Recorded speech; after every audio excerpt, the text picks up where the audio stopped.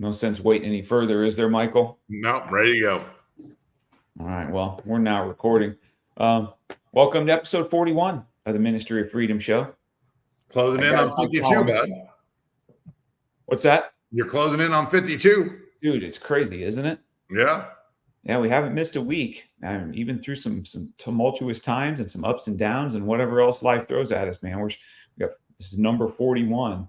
We'll do a quick little intro here. So everyone share the show, buy my book, support the ministry in whatever ways you're willing and able. And there's a lot of new people that continue to come on board according to the metrics. I appreciate the new people to the tribe. Check me out on Instagram. I'm at Real Jim Moats. You can email me at social@ministryoffreedom.show. So get engaged, share the show, help us get past the YouTube blocks that they tend to throw up on some of the content. And today we'll probably have some blocks. Today, I figure might be a little bit. Whole episode probably. Yeah, if this one makes it a week on YouTube, I'm going to be shocked. Have to do a deep dive to find it. Yeah, so or go to audio, because they don't ban anything. They don't shadow anything on the audio side on Apple and Spotify. You can go listen on Audible. You can go find the show pretty easily. Yeah.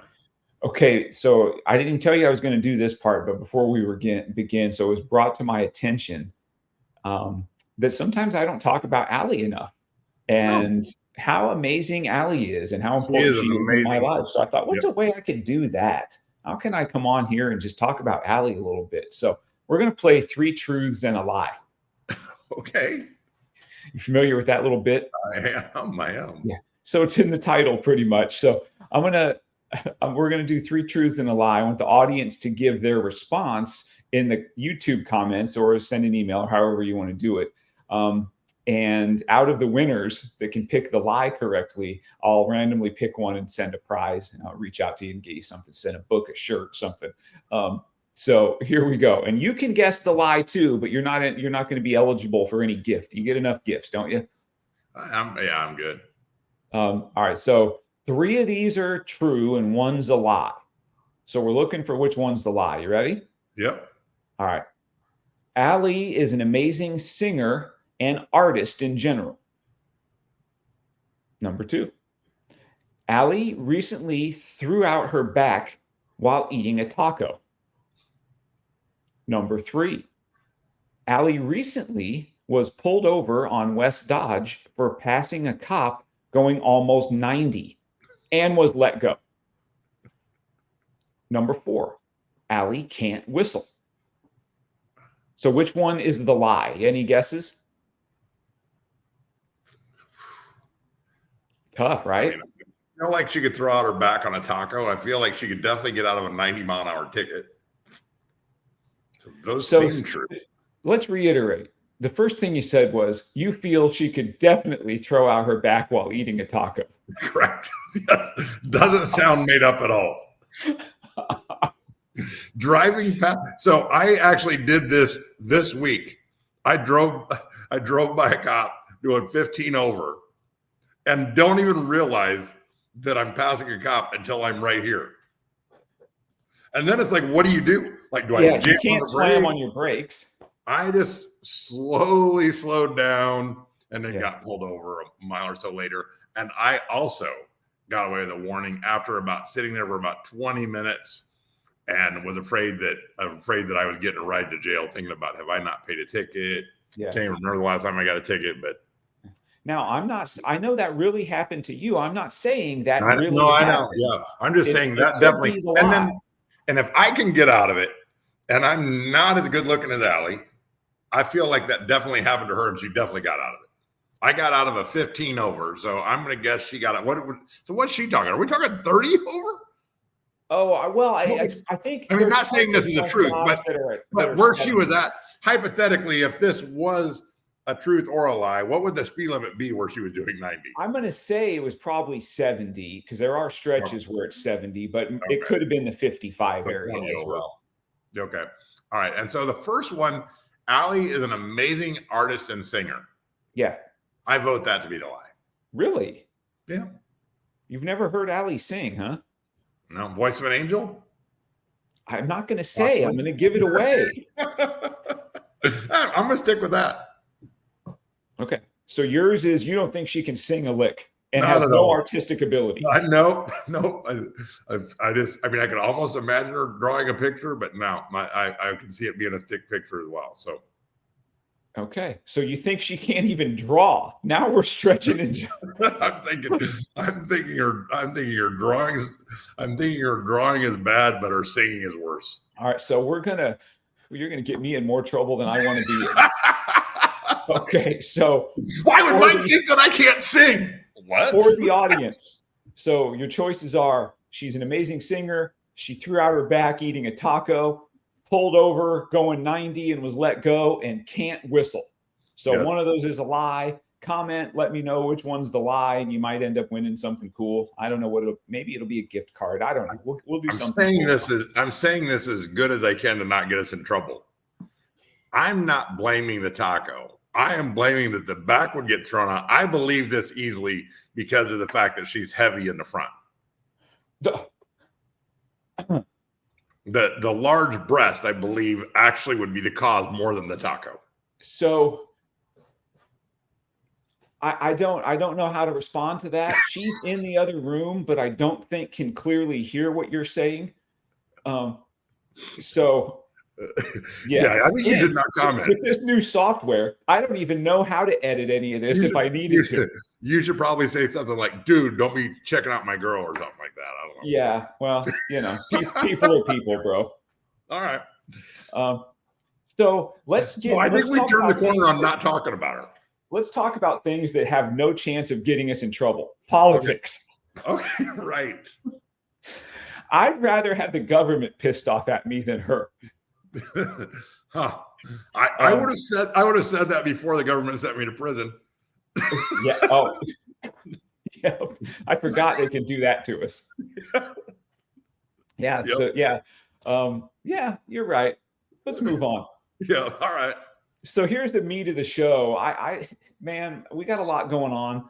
I thought it'd be fun for you and I to dive into the political mess and unpack some possible conspiracies, maybe not conspiracies, see how engaged we can get the audience, see how much of this stuff YouTube's actually going to let get out there. I'm going to cut this up into a bunch of shorts and we'll see how much of this stuff can get out there. We'll talk about everything from Biden to the dropping out to Kamala and the assassination attempt, Israel. We're gonna cover it all. So I'm curious to get your thoughts. Benjamin Netanyahu, the Israelis leader, he's in Washington. He came and spoke to a joint session of Congress this week. Did you catch any of that? I did not. So it was really good. I'm a fan of his. It struck me, it was probably 90 minutes long or so. It struck me as, how you watch old time speeches by Churchill and those types of things from way back in the World War II era. And they become almost iconic, some of these speeches. Yeah. That's what this one's going to be. I encourage you and anybody, go to YouTube and pull this thing up. It will amaze you. This dude is bold. He's courageous. He speaks truth. He's inspiring. He's what leadership ought to be. And he's the furthest thing from a dude that's going to stand up there and cater to woke progressivism. I thought it was amazing. I thought this is what I'm talking about. Why can't we have leaders like this? Now, while he was talking, so there's thousands of protesters outside of the Capitol and throughout different areas of Washington, D.C. Did you see any of that going on in the news or anything? No, I have not paid any attention to the news this week. Okay, so this will be good. These people, they're dressed in all their garb, they're pro-Hamas, pro-Palestinian stuff. And they actually, at these flagpoles, took down the American flags, burnt them, and then were let by the police that were present. They went ahead and allowed them to put the Palestinian flags up the pole. It wasn't at the Capitol, but it was I can't remember the name of the monument. They defaced it, though. They spray painted all over it. Hamas is here. Hamas is coming for you. All of these kinds of things, just spray painted everywhere. The hammer and sickle, symbol of the former Soviet Union. So they're spray painting all these communists. It's just, the symbolism is crazy what they're into. So the Palestinian flags for hours are actually flying on flagpoles at our monuments in Washington, D.C. Crazy. Yeah. And the police let that happen. It's amazing to me. It did lead me to today's scripture, though. We always have a scripture, right? Yep. All right. So I'm going to throw this out there. And even people that kind of know the Bible, I bet you're never in the book of Zephaniah. No. You ever heard of the book of Zephaniah? No, I think it's made up. It's not made up. So Zephaniah. So Zephaniah is in the Old Testament, towards the end of the Old Testament, one of the prophets.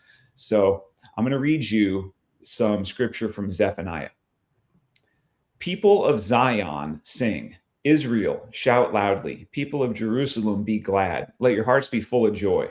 The Lord has stopped punishing you. He has made your enemies turn away from you. The Lord is the King of Israel. He is with you. You will never again be afraid that others will harm you. The time is coming when people will say to Jerusalem, Zion, don't be afraid and don't give up. The Lord your God is with you. He's the mighty warrior who saves. He'll take great delight in you. In his love, he will no longer punish you. Instead, he will sing for joy because of you. So there's my I Stand with Israel scripture for the week. And we talked about Israel a few months ago, and it was the most controversial thing that we've done on the show, according to YouTube and the comments and things of that nature. But I'm going to reiterate my stance. There was a ceasefire prior to October 7th or whenever that happened last year. Yep. There was a ceasefire.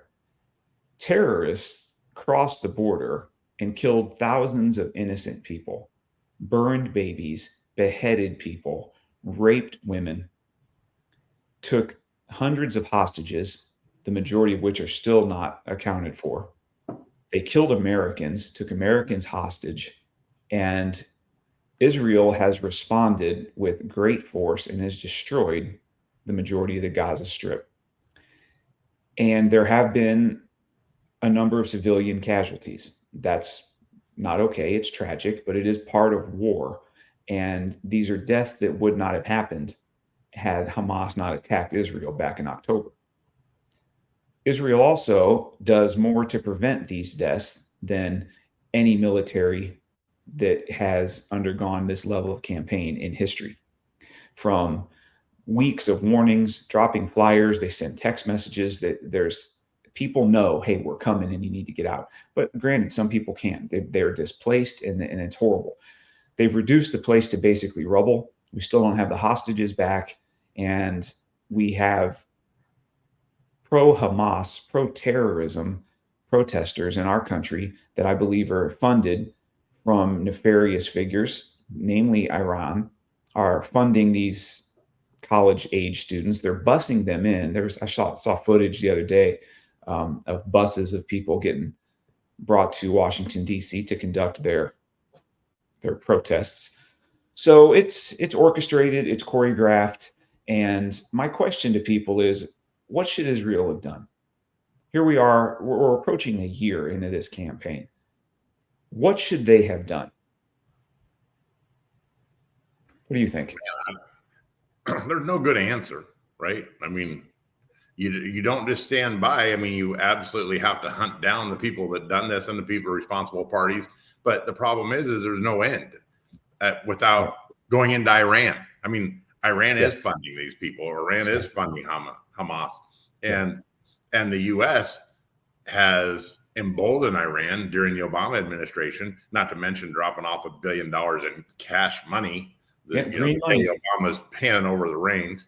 Yeah, I mean, I don't know. Netanyahu put it well when he said that Israel's enemies are America's enemies. And they shout death to Israel, then right in the next breath, it's death to America. So those that want to harm Israel want to harm us as well. They are the only democracy in the Middle East. They're our closest ally in the Middle East. Israel is a place where people can live free. Israel is a place where gay people can live in free society. They are very open to progressivism, especially when you compare it to their Muslim neighbors, where in Iran, they're going to string you up from a crane if they find out you're gay. They kill women for not having their head and their hair and faces covered properly. Yet we've got gays for Palestine, right, as a group. What are we talking about? I just they don't understand. The gays that are for Palestine don't understand that Palestine would kill them if they got dropped off there. They would be killed for their beliefs in a day, orientation. The first day, when they got there, waving their flags around and whatever they're trying to do. There's no drag queen story hour in Iran. Right. This stuff's just not happening. I just don't understand how. I just don't understand how people are that confused that they can support somebody who would murder everybody, all of their friends and loved ones. Agreed. That's why I have a hard time seeing both sides to this issue. Obviously, the hostilities need to come to an end. There needs to be a diplomatic solution to this, but the hostages need to be returned, right, dead or alive. That needs to happen, and there can't be a ceasefire until that happens. So I know there's plans in place that talk about they're going to, release this many hostages if Israel stops the bombing campaign, and then this many on this day. To me, the answer needs to be, okay, we're going to stop bombing at the same time you release all the hostages, and if you don't release all the hostages, it's going to start again. And there needs to be lines drawn in the sand, and this needs to end. I think the people that are holding the hostages all just need to be hunted down and killed. And at this point, the hostages are probably begging for death, honestly. For sure. The things that they went through, they absolutely, everybody involved needs to be killed. Agreed. It's time to move on and put this behind us and figure out what the right solution is moving forward. But the division that's trying to be sown in our country, I can't believe that this is a 50-50 issue. You're not going to convince me that close to half of the population of our country is pro-Palestinian, pro-Hamas, you're anti-Israel. I can't believe that's the case. The problem, and we've talked about this a little bit before, but the problem we have in the country is the divisiveness of the two-party system. And obviously a lot of America, like me, like you, are way more in the middle on most issues. And you have the radical 10% of 100% Democrats, the radical 10% are the ones that are on the news. They're the ones that we're seeing. They're the ones that we're seeing burn flags and do marching and all this. And at least 70%, there might be 20% of the Democratic Party that sympathizes with those people, but at least 70% think this is nuts. But they're still Democrats, right? They're loyal to their party. And then on the Republican side, we have this crazy 10%. There's a fringe 10%. And the problem is both sides want to point at the 10% of, okay, the crazy Republicans that are out there, ultra, the alt-right. Yes. The Democratic Party wants to look at all Republicans as those crazy 10%, and then the Republicans want to look at the people like we do. We pick out the Democrats that are like nuts, and we're like, how can you people defend these people? Whereas I don't defend the radical 10% of the Republican Party. And I really wish that we didn't have a two-party system. I wish there was a true independence in the middle. I don't know what you do about this, but the country's divided. We are in a two-party system, and we are both sides finger pointing at the radical 10% of the other party. Agree. I have a big problem I have a problem with a lot of the things that I see going on. One of the problems I have is that Joe Biden, I think we can agree, was forced to step down from the candidacy. He's not going to be on the ticket. We saw that coming. He was forced into that. The speech he gave the other night, giving reasons why, he gave no reasons why, other than it's time to pass the baton to the new generation. Well, you nailed it. He was forced. He was 100% by the donors, by his own party. Schumer and Pelosi both took him aside and said this is in the best interest of the party to step down. Yeah. He was 100% forced out the door. And what's funny is that you have this entire way to pick your candidate. We go through all the polling, we go through everything for the candidate to be selected, and then that candidate selected by the American people, by the Democratic Party, and they start seeing some polls coming in saying, well, we're going to win the election, or we're going to lose the election, excuse me. And they just immediately go to him and pressure him to bow out because the people's chosen candidate polling says you're not going to win. So we're not going to stick with you.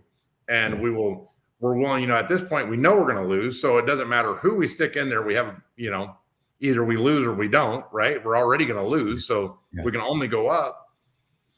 And they just subvert the will of the people. And maybe it wasn't the will of the people in the first place, since nobody was allowed to even run against him. I mean, that's what Kennedy keeps saying, is that they subverted the election even in the initial stages. Agreed. So at least they went through the process, though, and they were closer to trying to appear as we're still in a democracy. At this point, a handful of people chose this person and said, hey, America, this is one of the two people you're allowed to vote for. Right. And I don't know how that is allowed to happen. And this isn't I'm not going to talk about Kamala yet and her qualifications or lack thereof, but the process of that, if this was happening in any other country, we would be intervening and saying, this is a coup. You cannot do this.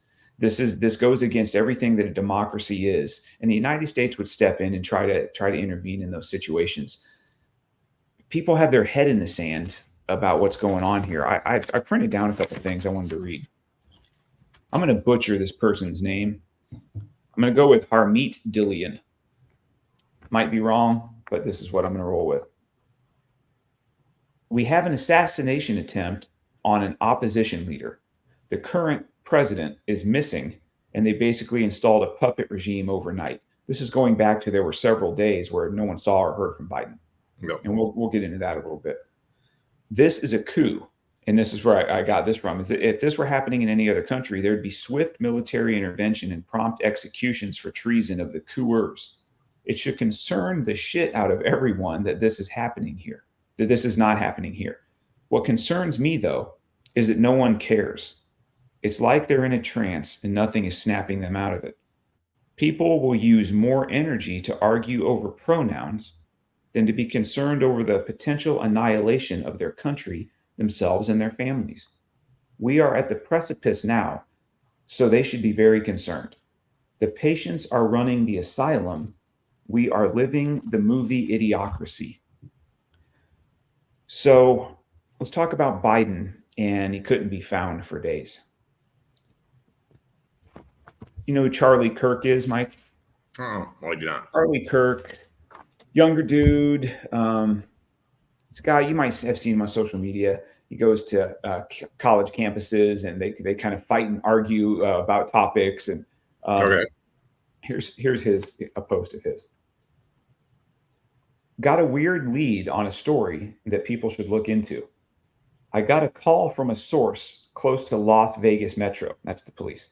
The official story was that Joe Biden's trip was cut short last week due to COVID. However, according to this source, U.S. Secret Service informed Las Vegas Metro that there was an emergency situation involving Joe Biden and to close necessary streets so the president could be transported immediately to University Medical, which they began to do in earnest. Then mysteriously, there was a stand down order, and the Secret Service informed local Vegas PD that they were going to medevac the president to Johns Hopkins, which they presumed meant fly him back east as soon as possible. Apparently, the rumor mill in the police department was that Joe Biden was dying or possibly already dead. So here's the conspiracy theory. The conspiracy theory is that he died in Vegas. That was the end of last week. So no one heard from him for days. Then on Sunday, he releases a statement with no audio, no visual, no nothing. It's just on social media. Here's this statement that says, I'm going to resign. No one hears from the guy, again, for several more days. Then Kamala is anointed the person. She's now our person in the party. And she, at her first public appearance, which is an announcement of, hey, I'm the person, and it's kind of her first campaign stop, they say, hey, Joe Biden wants to call in. Oh, okay, neat. They're acting like, oh, what a nice surprise. So Kamala says, okay, Joe, go ahead. So he starts talking. Then at the end, Kamala says, thanks, Joe, for joining us on this on the phone. She says half of the word recording. Yeah. Now I've seen this several times. I don't know if you've seen Never. it. She plain as day says the word recording almost all the way through. Thanks, Joe, for joining us on the phone. Yeah. Now we fast forward to his appearance before the nation a couple nights ago. So we're doing this on, what is today? Friday the 26th. So a couple days ago, he appears, he does an Oval Office address to the nation. Gives no real reason for why he's stepping down. But the conspiracy theorists among us say this person's mannerisms don't match Biden's. He's all of a sudden super tan, which I could see. They don't want him to look half dead. They spray a tan on him. That's not that big a deal. And that perhaps this is a stand-in, which they've thought have the stand-in has done appearances for him in the past in recent history. And that they were trying to figure out, they gave the family a week with no appearances to go through their grieving process and everything. And that this stand-in is going to do everything he can for the next amount of time until they can officially get him gone. Any credence to any of that? I honestly believe, I don't believe that he's dead and they're parading him around Weekend at Bernie style, but I do believe that the Democratic Party was prepared to kill him if he wouldn't step down, if he wouldn't willfully go. Yeah. And he made a statement the morning that he stepped down. He made a statement 4 hours, the day before. He made a statement that the only way he would step down was if he had a medical issue or his doctor told him he needed to. 4 hours later, they said he had COVID and flew him out. So I think I think if he didn't agree during that 24-hour period to step down over the weekend, I think they were going to kill him. I honestly believe he was going to pass a COVID. And I think that he picked up on this at some point or was told flat out, look, we're not allowing you to go forward. So you have your, what is anybody going to do about it? Even if they do just confront him and say, look, we're not allowing you to be the candidate. Yeah. What's the only way you'll resign is dead? Then, you got COVID right now. I guess we'll see how bad it is going to get, Joe. What do you want to do?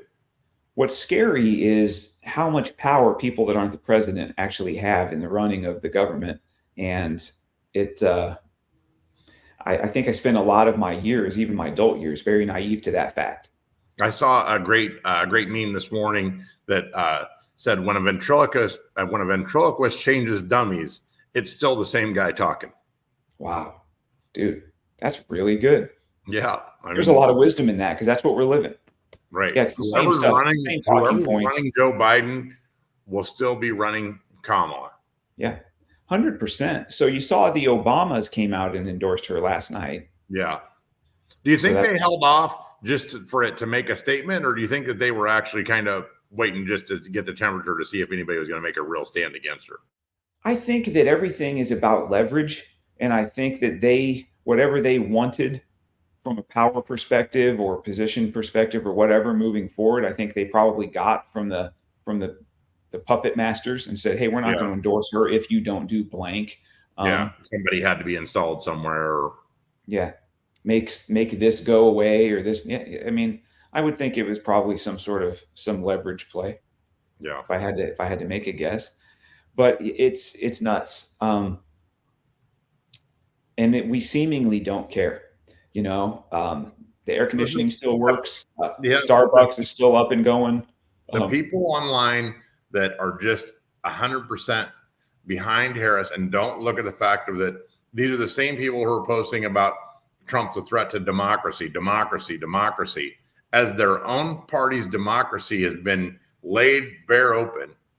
And they're just cheering on that a black female, and even though she didn't identify as black, 8 years ago, she does now, I guess. But it's crazy, man, that everybody let's talk about that. Let's talk about threats to democracy. Okay. So you remember when the assassination attempt occurred, and that's a whole nother show. the incompetence or the setup there. Who knows? Yeah. But all of a sudden, the rhetoric was going to get toned down, and they're not going to say Trump's a threat to democracy and so on and so forth. That lasted about 48 hours. Yeah. And anybody that's willing, and I don't come from a perspective of, if you want to vote anything but Republican, you're stupid and you don't understand. I believe in the system that we have, and if people will take the time to educate themselves on the policies that the Democrats are putting forward, and the open borders and what they've done to the economy and their stance on social issues, and men can compete in women's sports, and I mean, just on down the line. If they look at all of these policies and they're like, that's the America that I want, and I'm a citizen of this country, and I'm going to go cast my vote for that, I believe in their right to do that, and I respect their right to do that. But so we need to get to the issues. Yeah. How are people this short-sighted, though, that, okay, so the democracy issue with Kamala, and they're just installing her without any, just the super delegates. I mean, 1,700 people, whatever, a small group have decided who's going to be next. But even the border thing, where Biden takes office, he changes the policy, he makes executive orders, he tells his department heads, we're going to change the way this is dealt with. The border is flooded with illegals, and then they come up with this. They want the Republicans to get on board with this. We've given them legislation, and the Republicans won't go along with it. And then they say, Republicans are the ones that are leaving the border open. Well, then it's still polling bad for him, right? The polls are still saying that this is America's largest concern, the flood across the border. So without any help from Republicans, just like he opened the border without any help from Republicans, he closed it immediately. And then they're touting that he's reduced, the amount of people coming across the border by 40%. And we're at pre-COVID numbers of border crossing. You mean Trump numbers? We're back at Trump numbers now. Yeah. And it was all done without any help from Republicans, which how do people in the Democratic Party years ago? Yeah. How do people in the Democratic Party not see that when he took office, he changed it without the Republicans' help? When he decided it was going to cost him the election, he closed the border without the Republicans' help. But yet people are still going on about, well, the Republicans, there was a bill and the Republicans wouldn't help. And I just don't understand how you're blind. And I mean, obviously it happens in the Republican Party too, I guess, that people are just like, don't pay any attention to the idiocracy that goes on right in front of their face. Well, what happens is the majority of people are getting their talking points from the mainstream media, who's obviously there are shills for the Democrats. So I'm about having policy talks, and I think Trump needs to get his mindset back to that. I hope they debate a couple of times. He's not going to get anywhere by going out there and calling her stupid, right, calling her a liar, and all that. You got to quit that. Yeah. Those types of things aren't productive. People, and he seemed more presidential in the Biden debate than he ever has, keeping his mouth shut, letting Joe stick his own foot in his own mouth, and that actually helped a lot. So I mean, if the guy could just, and I've said this from the beginning, right? I said this from day one. Yeah. If the guy would just shut up and quit with the name calling, his policies were good. He did help a lot of African Americans with the act, the first act, whatever the hell it was called, when they let all the people out of prison that had been thrown away for life for drug charges. For sure. Yeah. So there were certainly some. He did it. He's done a lot for a lot of Americans, and his policies are solid. They're not perfect, but they're solid. But we need to get back to that. We also need to get back to telling the truth about some things. So back when Biden was campaigning against Trump, he promised that his vice president would be a female person of color, a woman of color. Do you remember that? Yep. So before he would announce anyone or even had a short list, he said, I will have a vice president that's a female of color. Now, if you come out and say that Kamala Harris has her job because of DEI, you're racist. Right. The definition of that is the decision is based upon not merit. It's not a meritocracy any longer. It's about how they look, how they identify, what their gender is, what their race is. We can agree when you say, I'm going to hire a Black woman, and then you don't look at anybody else but Black women for that position. That's clearly a DEI hire. that also doesn't mean that that person is not qualified. I personally don't believe Kamala Harris is qualified to do anything at that level, of even a CEO level of any organization, much less the leader of the free world. But that's my opinion. It's clearly, though, a hire that's a DEI hire. We saw a lot of DEI hires on full display from the Secret Service detail that was, quote unquote, protecting President Trump at the assassination attempt rally, correct? Yeah. So DEI hires are a problem, but now if we call that out, we're racists. You're racist. Anytime you disagree with Democratic policy, yeah, you're a racist. Right. Now, when we watch the mainstream media, even shows like The View that think they're the media, they don't talk about you should vote for Kamala because of this policy and that policy and how it's going to improve your life and the life of your family and your business and your future, and have our country standing in the world improve and all of those things. What they say is, if you're a woman and you don't vote for the woman, something's wrong with you. Right. If you're not white and you vote for the white person, something's wrong with you. And that's as racist as it comes. Yep. If we were to get on even this podcast and say, hey, you have to vote for Trump if you're a white guy or something's wrong with you, that's a really racist thing to say. It is a really racist thing to say. Yes. It's the same amount of racism that they're perpetuating, and they do it every day, and no one calls them out on it. And it really pisses me off. Let's have a substantive talk about issues and let people make a real decision. I'll piggyback a little bit here. I don't think they let Trump. I don't know that we get to November 5th and Trump is on the ticket somehow, some way. I don't know. I know they're going to do everything they can to prevent that. So what have they done to try to prevent it? So they tried to, their first angle of attack here was, let's get all these charges thrown at him. So maybe people will think, hey, he's been indicted 90 something times. That just sounds so crazy. Dude, I see it on Facebook every day. He's a felon. He's a felon. Okay. How can anybody vote for a convicted felon? He shouldn't even be allowed to run. He's a felon. So they've done that. Let me walk it out though. Yeah. So step one was, let's try indictments. Okay, let's throw 90 something indictments. Let's see if that gets people off of the MAGA bandwagon. They found that it didn't. Okay, so now we've really got to make sure we've got some judges in our pocket, some prosecutors in our pocket that are going to actually convict him of something we can call a felony. Because certainly if we say he's a convicted felon, those poll numbers plummet. There's no way he's going to be on the ticket. The RNC will not name him their candidate. So they tried that angle. How did that work? Well, his poll numbers shot up, didn't they? So that didn't work. So now they have to take really drastic measures. What was the next drastic measure? Well, we saw it in Pennsylvania, didn't we? No. They tried to kill him. That drastic measure, how did that work out for them? Thank God it didn't work out well. Yeah. Now, I don't know what the next drastic measure is. And I hope that there are no more of that nonsense. I hope there's no more of that. And I hope that it's going to be Kamala. I still go with my Michelle Obama pick. Well, I don't know how we get there. Unless that one of the endorsement things that they wanted was, hey, at the convention, we're going to have Kamala continue to be vice president, or maybe Michelle is their vice presidential pick. So I keep saying Michelle's going to be on the ticket in some fashion, but let's have whoever it is against Trump, and let's have a really fair election and see which direction that the citizenry want to take the country. I don't know that they're going to let that happen. I think things get a little bit ramped up from here. We'll see how crazy it gets. No, the Democrats have changed their top of their ticket. My opinion has not changed. I wish we had two different people on the tickets. Yeah. I mean, do you have any thoughts on the vice presidential pick of J.D. Vance?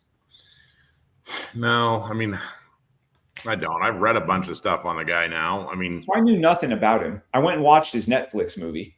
I haven't watched that. And it's just, it is what it is. It's an inspiring story. He comes from a family where, there's no dad around. His mom's a junkie. And, it's a tough childhood and whatever. And he makes his way through he went to the service and then went to Yale, and good on him. But I don't know that much about him to really have an educated opinion. So I just didn't want the audience to think I was not wanting to talk about it. I don't know enough about the guy. but I know he's young and he's energetic and he's well spoken, and I would love to see him debate whoever they're going to put up. And I can't wait to see Trump and Kamala debate. I love the fact that when they were trying to nail him down, they'd already agreed to a vice presidential debate, and they were trying to nail him down. He's like, "No, I'm not agreeing to a date and time until I know who the candidate was." And this was before Biden stepped down. And Vance is just like, "No, I'm not agreeing to a date and time until I know who I'm debating." Yeah. And they're like, "What are you talking about?" He's like, "I'm not." He's like, "Biden's not going to remain on the ticket." He said that he would refuse to agree to a debate with Kamala because he said, "I want to know who I'm debating first." Yeah. And that was days before Biden stepped down. So that was kind of funny. Do you think that what's going on with the uncertainty in our country, and obviously we're at the weakest and most vulnerable that we've probably ever been from a leadership perspective. Obviously, our adversaries around the world see that. They're paying close attention. Do you think that we are at any higher level of risk and threat based upon what's going on at this point? I believe that there's a higher level. I believe there, whether you want to call it a cabal or whatever you want to call it, I call it a cabal. Yeah, there's something going on. I mean, even when you read these studies about males' testosterone have dropped 25% in 20 years, and it's dropped 40% in 50 years, and some crazy number from 100 years ago. Yeah, like there's something going on. I mean, that don't just happen. I mean, correct. How do you reduce male testosterone 40% in 40 years?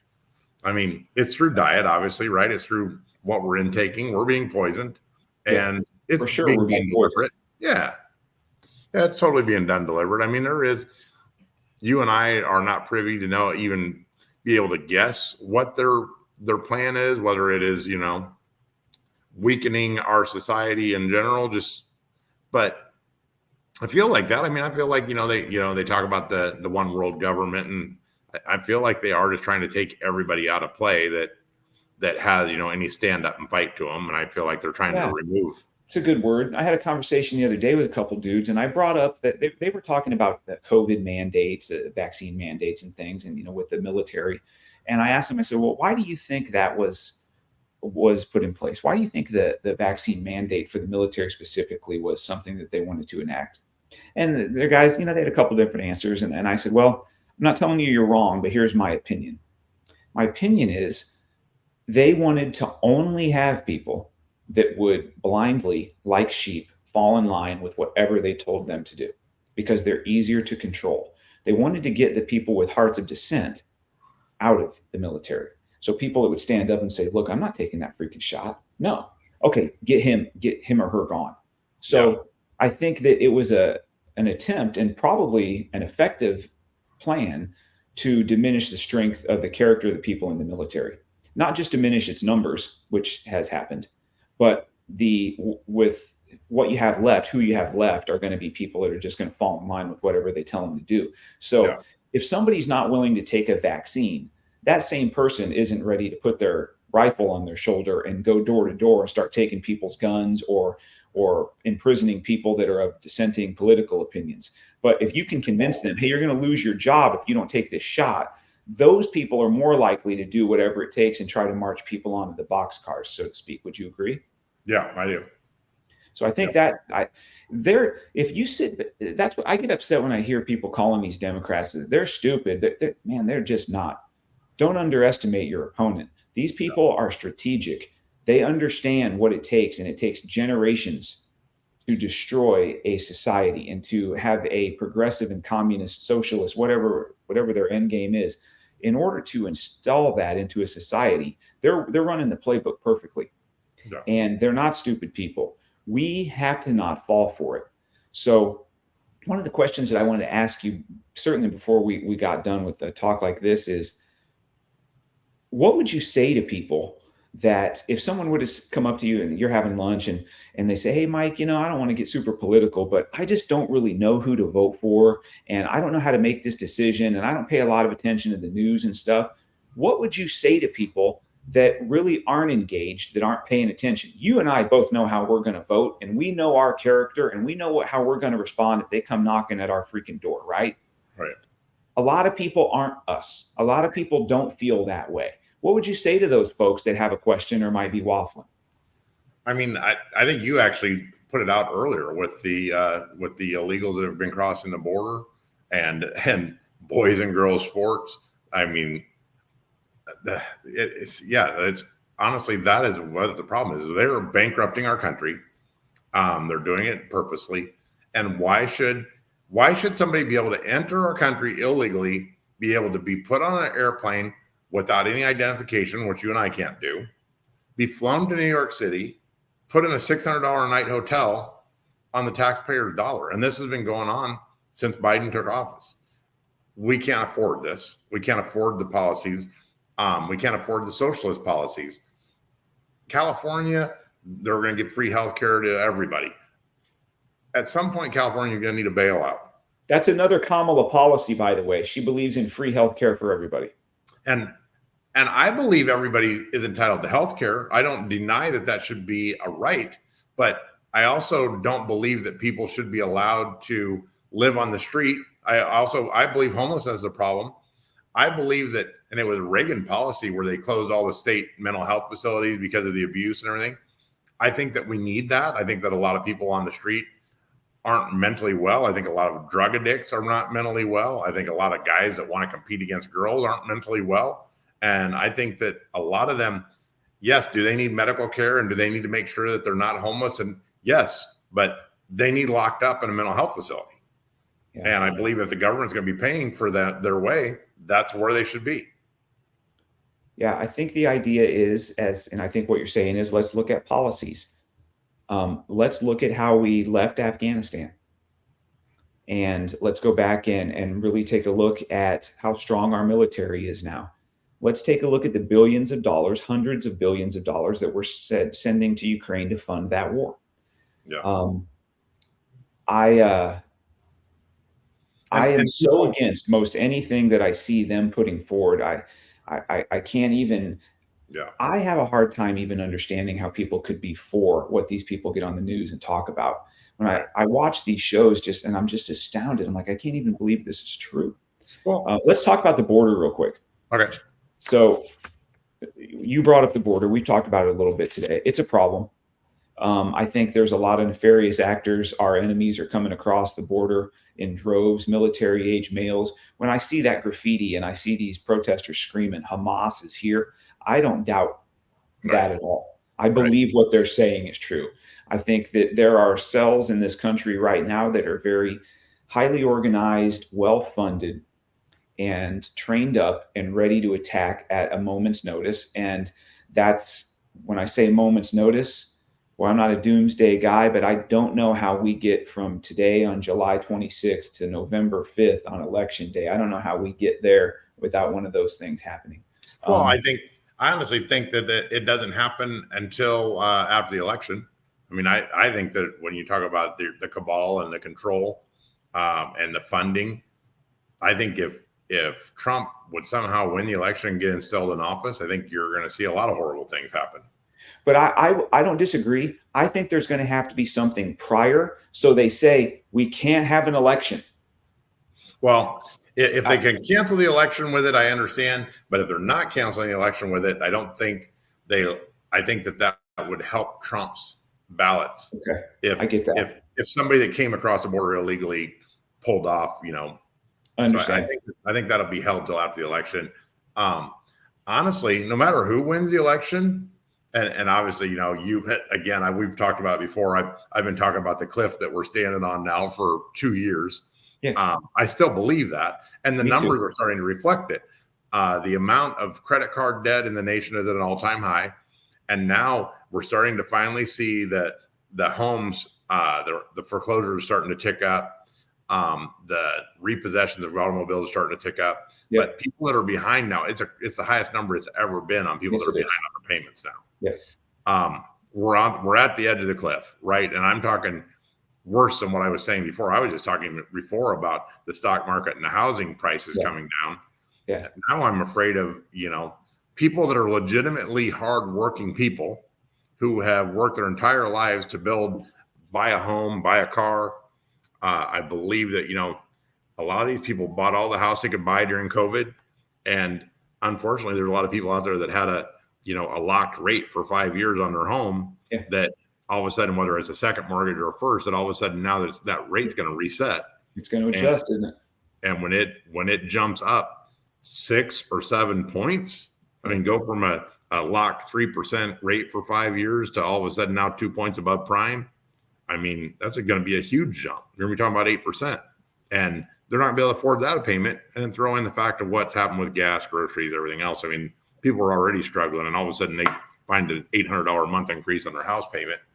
It's going to be bad. I agree. I almost wish the Democrats had somebody up that I could stand more for the election. I mean, even a Manchin, whatever. I mean, there's other people that I could stand a lot better than who they have. And I almost wish the Democrats had a person that was moderate that was going to win the election so they could be holding this bag when it falls, because Trump will be blamed for it. I mean, when all of a sudden the economy collapses, this will be, this is what happened the last time. You mean during COVID? I mean, that's what they keep talking about, how many jobs Biden created. We just came out of a lockdown, and they keep wanting to, talk about how bad Trump crashed the economy from COVID. I mean, dude, it's crazy. And I believe what I would say to people, if someone would ask me the question that I posed to you, I would say, don't vote for somebody because of how they look. Yeah. Don't vote for somebody because you think that they're young and hip and cool, and Kamala's, the opposite of Trump in those ways. And I would like to add, when you said earlier about what they would do to stop Trump from being in office, and you mentioned the prison, the jailing, the coming after him, and the assassination attempt. I would like to add COVID to that list. Oh yeah. As far as what would they do to get Trump out of office or to keep him from regaining office? Yeah. They would kill millions of people worldwide. Yeah, and they may do that again this year yet. Right. Pandemic, you see the hints of the next pandemic that they'll throw out there once in a while. Without COVID, Trump wins the last election. Yeah. So what would they do to keep Trump from getting elected? Yeah, they millions of people globally. Yeah, man, scary, isn't it? Yeah. So one other thing, I didn't want to forget to mention this. So I always find it interesting that these talking points get distributed, and it probably happens on both sides, but you can see it if you pay attention to a news cycle throughout the day. So I'm watching Fox yesterday, and that's obviously it's spun and biased the other way. So I don't put a lot of credence in it, but as you watch the evidence of it throughout the day on the different talk shows and things, it seems like it's real. But they showed this list of these talking points that get handed out to Congress people, senators, representatives, that go even to the mainstream media. The NBC gets them, and The View, and all these shows that these talking heads are on. And one of the talking points was, Kamala Harris was never the border czar. Okay. So she was, and I've seen it's really it's today, last night, and this morning, I've seen countless clips of Biden is saying she's in charge, she's the border czar. Those were his words. But their talking points are, this is how confident they are in what buffoons they believe they're talking to in the public. One of the talking points now is she was never the border czar. Right. So then they went and showed 20 different clips from this talk show and this interview with this senator, and all of them say she was never the border czar. This is something that was made up by the right-wing media, and she was never the border czar. That's a made-up term. She was never in charge of the border. And people are like, yeah, that seems reasonable. Yeah. They just say that you talk about they're freaking gaslighters to the nth degree. They're so good at it. Yeah. And so that's something else. If you've got 5 free minutes, go do a little deep dive into the border czar talk today. And you can go find, it's easy enough on YouTube. Take you 30 seconds. Pull up all these clips of them saying she's never been the border czar. And you go back 2 years and, she's in charge of the border. So the border is such a disaster, such a failed policy example that they're figuring, how do we distance it? Let's just lie. They don't even have to try anymore, dude. No. It's just like their only defense has to be, no, I didn't. Yep. We saw you do it. No, you didn't. Yep. And people buy it though. Crazy. That's what's crazy to me, man. It's just everything feels like a freaking TV show. I sent you that article from Black Lives Matter earlier this week, Where Yeah, tell me about that. Dude, where they come out and they had a very well written, just because she's a black female or a person of color, we did not choose her. There should be some if Biden is stepping down this late in the game, there should still be a process to choose our candidate, other than a very tiny portion of the elites in the country. And it's funny, the Democrats always want to talk about billionaires. Do these same people not believe that billionaires just chose their candidate? But anyway, yeah, Black Lives Matter. And I would tell people to go look that up and read it. They put out a very long statement on there should still be a process where the American people get some sort of say at their state level to pick the candidate, rather than the elites just instilling a new candidate. The elites forced out Biden and put in Kamala. And yeah, Black Lives Matter had a. So you sent me that the other day, and I thought the only sensible article that I've read about this whole process in the last week comes from BLM. Yep. And it's very well written, and it's very thought out, and it just points out, we the people should still get a choice, even if that's who we choose, great. But the choice is being taken from us, and they're not offering us a way, which they could do, to pick a candidate. The superdelegates are putting her in. So if BLM were to hire you or I in some sort of position within their organization, would we become a DEI hire for them? I believe so. Probably. Yeah, we'd definitely be a DEI hire. I think I don't think it could ever. I don't think they have any DEI policy. So the chances of me and you, even if we're applying for gigs over there, getting one, because the reason being, the only companies that have DEI hires are ones that are deemed too white. Right. Correct. Yes, absolutely. But now I'm racist again. Yeah. Yeah. I just think we're destined to be labeled racist, man. So let's just keep our hearts in the right place and keep trying to do the right thing and try to be good. You know what? And that's what I tell the audience. Do something nice for somebody today, regardless of what sex, color, whatever they are. Just if you see somebody that needs a hand today, if you see somebody digging for 50 cents at the checkout line in front of you, pick up the frickin' coffee, dude. Go ahead and pay the whole $2. You know what? Hey, what a great word. Got this. I will say this, and I know money's tight and everything, and I'm not trying to, to gloss over that, but it's hard to match the feeling that you get when you're in line at Target or IV or wherever you're getting groceries or whatever, and you see somebody in front of you. You don't even know their situation. Maybe they're millionaires. Who knows? Yep. And then it's just on your heart. God puts on your heart to go up to the cashier and say, hey, hold on a second. I'm going to pay for their groceries. Yeah. I've done that. That feeling is selfishly, it's one of the best feelings I've ever had in my life. But when you see that change the countenance of the cashier, the person that you're doing that for, the other people in line, the people at the other checkout lines, it changes the entire culture and feeling of that whole sphere of influence right there. And then they take that energy out into the world.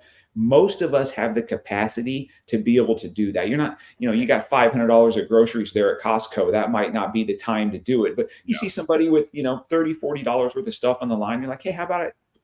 Let me buy your groceries for you. It's on my heart to do that. Yeah, you got young kids in the cart, dude, whatever. Yeah. That's it. You see somebody that might, be a single mom. Yep. It just doesn't matter what her situation is. What's on your heart?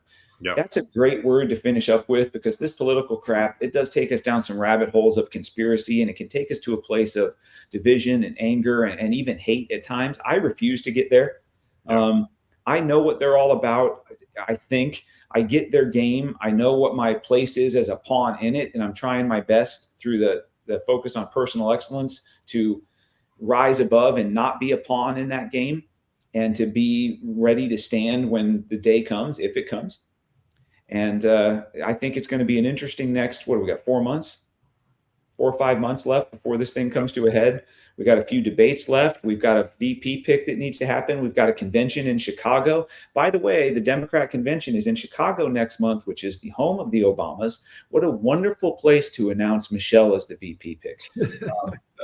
So Man, I'm telling you, this is the receipt for that. If it happens, we're going to go back and say, go to episode 41. Yeah. What did the Obamas get? Yeah. That's it. What did they get? I feel like Michelle doesn't want that role. I mean, I feel like top of the ticket, she would have probably considered. But who knows? I mean, they probably have. Are we sure that can't happen?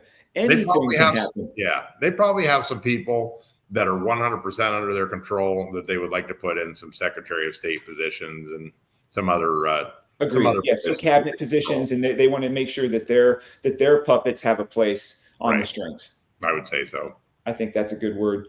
Anything that you'd like to finish up with? I love your mindset, Michael. I like how you approach life and how you approach people, and you're a smart guy, and I like your heart. And you got a birthday coming up, so actually, by the time this comes out, your birthday will be over. So happy birthday!